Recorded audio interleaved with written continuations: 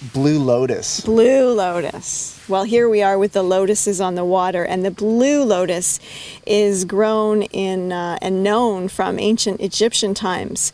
It was the most narcotic, most hypnotic of the lotus flowers. So it is really a luxurious distillation. And we're also excited to have an exudate resin that we use in our Bliss Like This chocolate bar. It's very euphorically relaxing. Yes. It's quite a rare opportunity to have real blue lotus in your hands and smelling it. You know what else is neat is we have a distiller that makes it, and it's not an absolute. It's actually a phytonic distillation, so it's totally pure, no chemicals. Yeah. I've smelt it. It's amazing. It's an aphrodisiac for sure. And then we're going to jump over to Blue Mountain Sage. Blue Mountain Sage is a beautiful sage that comes from Africa, and it's a high altitude sage, and it's just got a really neat character. And really all the sages are quite cleansing and clearing and uplifting. What would you say that would make this one more distinctive than the others? It's kind of got a green note, if that's, it's got a green note. And it's in our sacred sage smudge, which is 5 sages that we've gathered from around the world and that we put with sandalwood and cedar. Wow. Buddha wood. Buddha wood is a beautiful wood from Australia, and it is also an inner bark wood, like a sandalwood. And this one, it just reminds me of kind of a mix between a sandalwood and a vetiver. And the neat thing about the Buddha wood is the Latin name means love of lonely places, which is kind of like how you feel when you're lost in the middle of an Australian desert. It's beautiful. Cardamom. Cardamom, such a great tonic. Really fun to work with in a culinary way. And spicy aphrodisiac, we use that in the poetic pits. It's great. It's in the radiant earth of pure calm. It's just a really great aroma that blends well with men's texture. It's also in the men's face cream, the Maverick blend.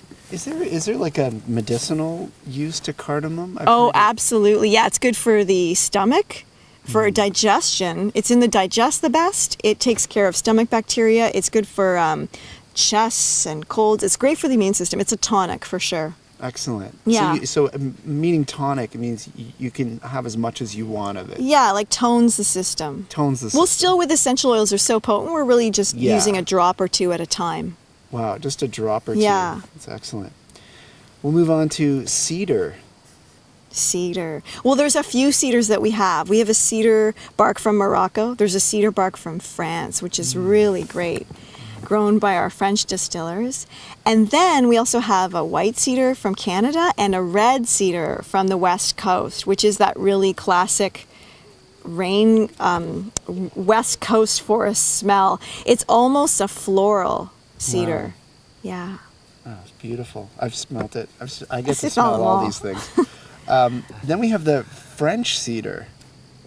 Yeah, and that's just a really special distillation. It's rare. It's done by one of our French distillers. They do it's a 3rd generation family, and they're just like choosing like pieces, the finest pieces to distill. Wow. Yeah. That's great. Red cedar. That's the one we talked about. That's in the western. Yes. Western you went over. We did all the. Let's do the chamomiles. Okay. Well, we got chamomile. Chamomile is really widely known in essential oil world. Every time I read something or any book on essential oils, I see chamomile. So I'd like to hear from your perspective, your relationship to chamomile. Chamomile is so lovely, and it's neat because there's a few varieties of chamomile, and so sometimes it's confusing to people. We have a very special, rare chamomile distillation that smells unlike anything, any of the chamomiles. It's actually aqua colored too. It's the Cape chamomile, and it's so rejuvenating for skincare, as all the chamomiles are. And aromatically, it's almost like a flower, fruity berry. It's just quite lovely. And then there's like classic Roman chamomile. Right. Which is it's like a yellow liquid, and that's the classic one that you would drink the tea of and stuff like that. And then there's the German chamomile, which is like navy blue. It's like a deep, rich blue. And that's because of the azulene content. There's bisabols and azulines in there, and those are the really anti-inflammatory properties. Other essential oils that have those high azulene anti-inflammatory properties would be yarrow, which is from the white umbelliferae family flowers, and that actually creates a blue oil. Wow. And there is also blue tansy, which is a cousin of chamomile, but not a true German chamomile. But they look exactly the same. Wow. Like if they'd both be like really dark blue. Wow. Yeah. Well, that covers the chamomiles. One of my favorites. Yes. Cinnamon bark. Cinnamon bark, beautiful oil that we have distilled in Madagascar, and we just use the bark, and that can flavor anything. I know you like putting one drop on pieces of chocolate. Yeah. And we also have that in the hot berry. It's a really great immune. It clears pathogens in the stomach. It's also fun. It's in the love butter. So it's like a warm, yummy embers. It's good to eat. Like, it tastes good. It's fun, and it's totally medicinal. Great. I love cinnamon bark. I definitely love putting it on like a vanilla vibooty or something. And if I want to get that, like, in the wintertime, it's my favorite thing is to take some cinnamon bark and just like put a few drops on. And sometimes I challenge myself for fun just to see how much cinnamon I can ingest. And it's amazing. You can put it with the chocolate and it goes right in your stomach. And then you feel this warmth happen. And it's really balancing for the stomach. I really love it. I think Leaf's calling, so why don't we hang out with Leaf for a second, and then we'll do the other oils in a moment. Sure. Okay.